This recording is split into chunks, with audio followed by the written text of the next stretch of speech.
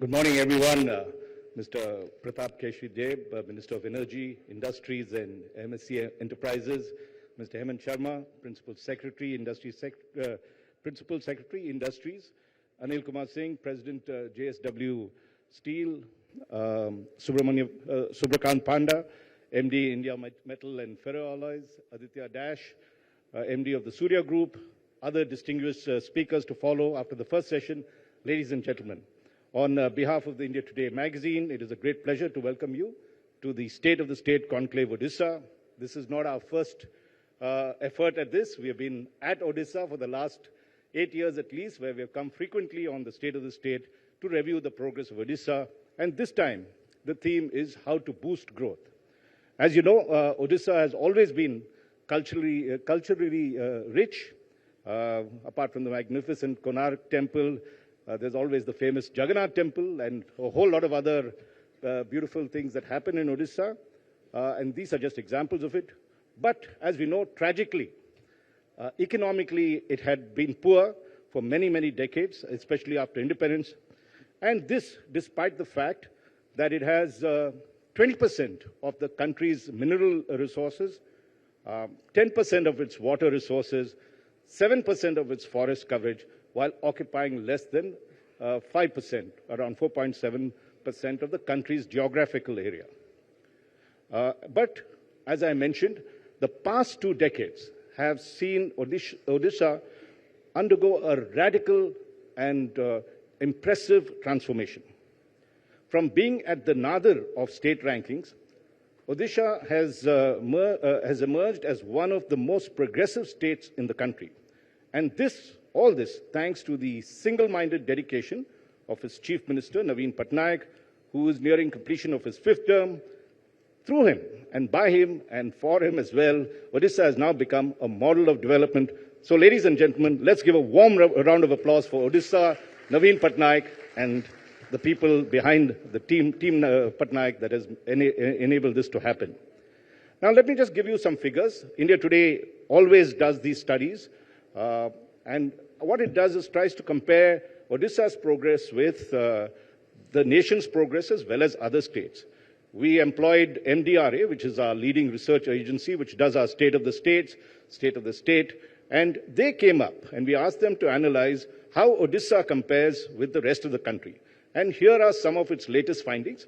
I would just like to qualify the fact that, as you know, statistics is very difficult to get across the country. We still don't have the 2021 census. We have to rely on national sample surveys, other kinds of periodic surveys, as well as state statistics. So if there is some discrepancy, we'll have to bear with it. But whatever that has come out of it, Odisha's, let's start with per capita income, which is a very important indicator. At the end of the day, people will say, what's growth about unless our per capita income increase, our individual incomes increase? Odisha, when compared to other states, it has grown 3 times. The per capita income has grown 3 times between 2011 and 12 and 2022-23. In a decade, it has trebled. And the national average at that same time has been below that, 2.7%.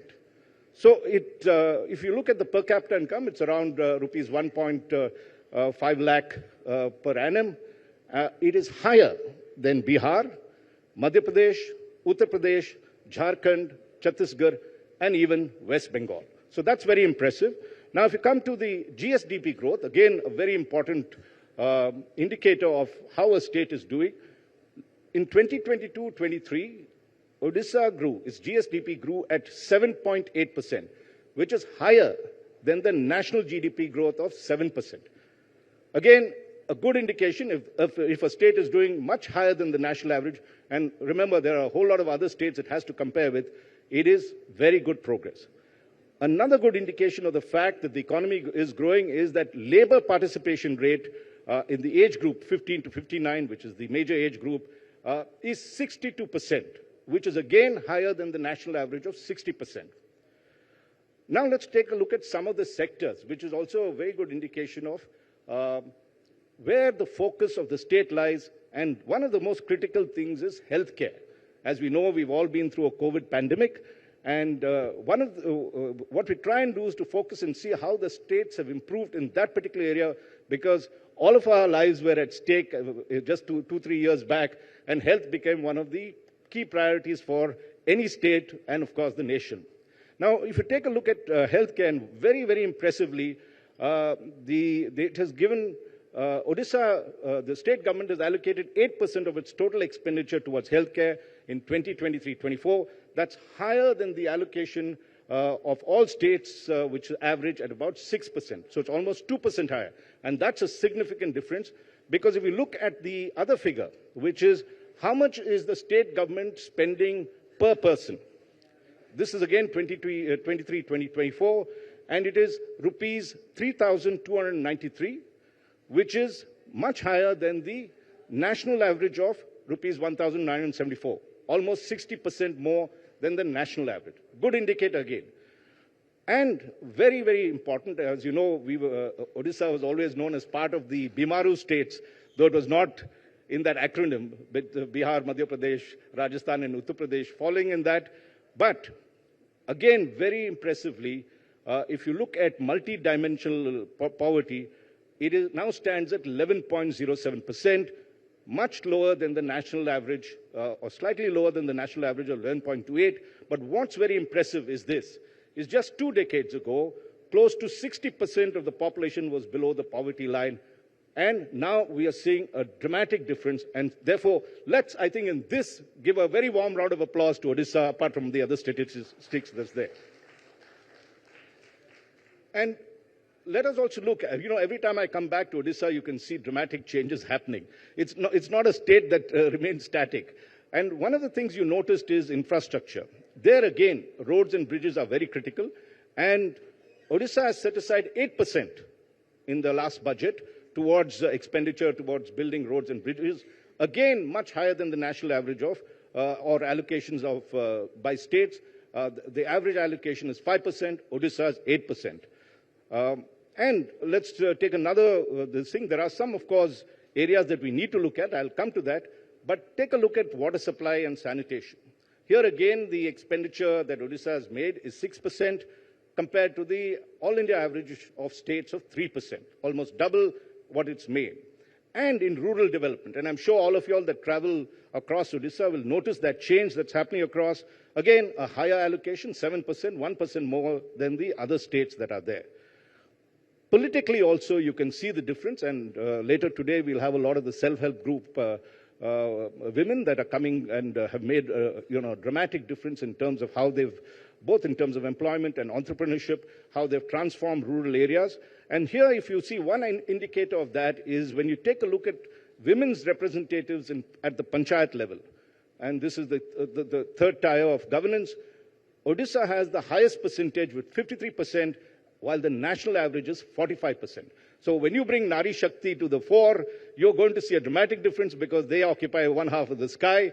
And if you neglect that aspect of it, here they seem to have occupied that particular part in a little more of the sky.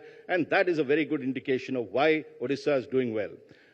Here again, if you take a look at entrepreneurship, the ministers here, and we were talking just before that, if you see the number of Jan Dhan accounts, it is 450 per thousand. As compared to the national average of 368 per thousand. So again, much higher. People are making use of bank accounts, and that is a good indication of the next step, which is to take on entrepreneurship. And if you take a look at, particularly under Naveen Patnaik, the chief minister, from starvation deaths that we used to know Odisha about, and Kalahandi was a great example of that, and that was the place that all of us visited. I also went in the 80s to see what used to happen in the state. Today, it is moved to absolute food security. It is, in fact, adjudged as the top-ranked state amongst the general category states in the National Food Security Act. It has been awarded for that. So if you look at all these factors, we were just discussing before we came here with the minister and the industry secretary of how the reforms process has happened. We talked of the mining reforms, and I'm sure during the next, in this panel, we'll have a lot of that, as well as the power sector. There were two major reforms that were brought there, and you can see the industrial growth that's happening, apart from the fact that we said that it's really doing well in infrastructure development and, as we know, is number one in disaster management.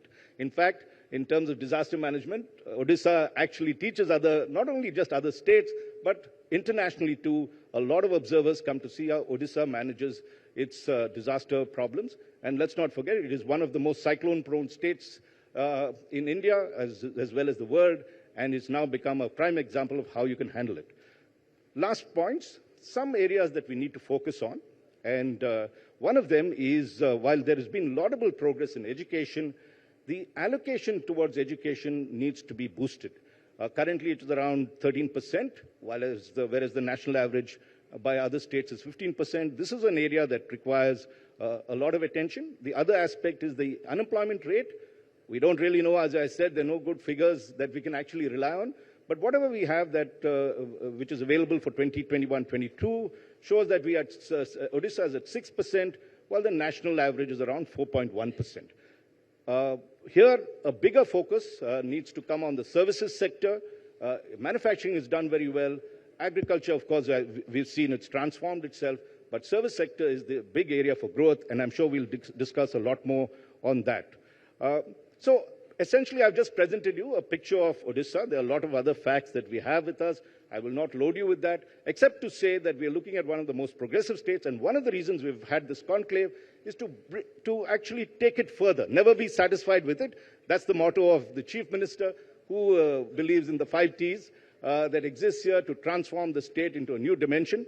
That is why we have put together this conclave. Our first session will look at industry and how it can progress on that front. We have a whole line of sessions, if you see the whole day, focusing on all the key aspects.